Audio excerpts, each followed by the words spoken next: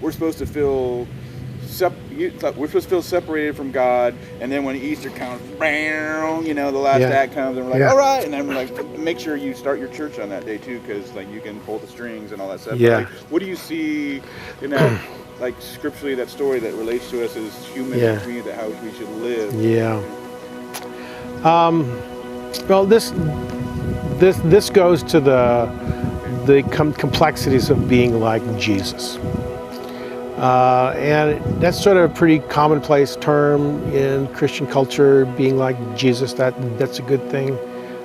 For people, certainly for people in recovery, for people who are struggling with difficult problems in life, we got to be really careful what we say about this. Certainly anybody who's struggling with codependency is already, doing everything they can to be the Messiah. We're trying to fix everybody else's problems. And we got to learn to not be like Jesus in that regard. It's not just good pastoral practice to encourage people to be like Jesus.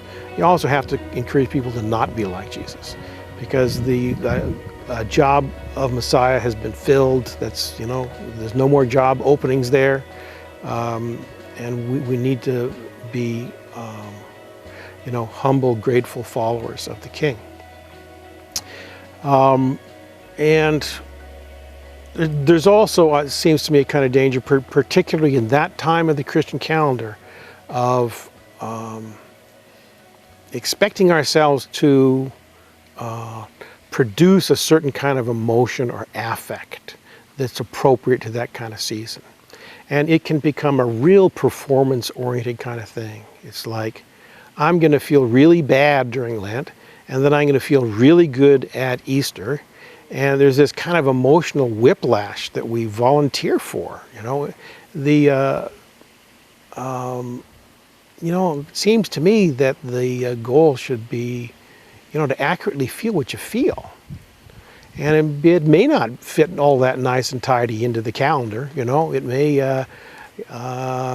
I have lots of recollections of being really depressed on Easter, and because it was like in the culture I was in, it was a day you were supposed to feel, and there's nothing like supposed to feel to make me feel angry and depressed and shamed and all that kind of stuff.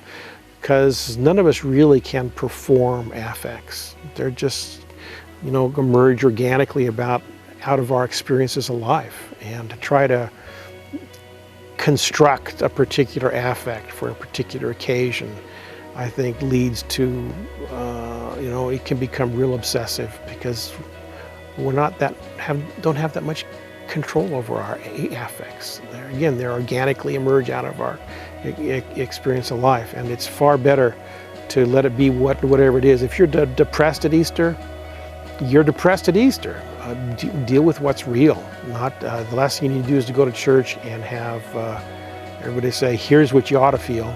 You're just going to feel worse and more depressed. So it seems to me that actually Jesus is a pretty good example here.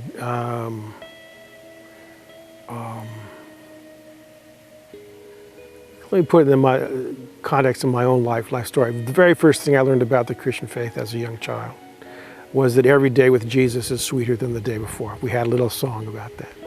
And at that, young age, it never occurred to me that adults would mislead children about something this important. So I just figured I should feel better every day. And that's what the Christian life was like. I tried to make that work. And, I think it's pretty obvious that doesn't work. It can't work. And not even Jesus could live on this planet and have every day with Jesus be sweeter than the day before. The Christian thing is not about somehow constructing a life of relentless cheerfulness. That wouldn't be being like Jesus. Had some pretty bad days. So letting it be what it is, having an affect that corresponds to what's real, making room for that, those are all Easter practices, I think. And they're also pretty good Lenten practices. There'd be a good thing to give up for Lent. Give up the expectation that you're going to feel a certain way during Lent. That'd be a good thing to give up, because you're not so much in charge of that anyway. And even if you were, it would just be a performance thing. It'd be at the surface of life. It wouldn't go very deep. So take a week to just feel what you really feel, and get yourself somehow to a place where you have people who know how to make that okay, how to be helpful with that.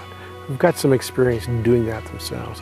Maybe that's going to therapy, maybe that's going to a 12-step group, but find a safe place even for a week to feel what you feel. It'd be a great pretense is a good thing to give up for Lent, you know, trying hard. If you're trying to get through life by trying hard, it's probably pretty hard slogging, you know. What you get for that is tired. That's what you get from trying hard. God's got something better for you than that. So take a week to give up trying hard, and see if God doesn't have another plan that might be more useful and practical. Can't put that on door hangers for a new church plant, brother. You cannot put it on door hangers for our new church plant. Yeah.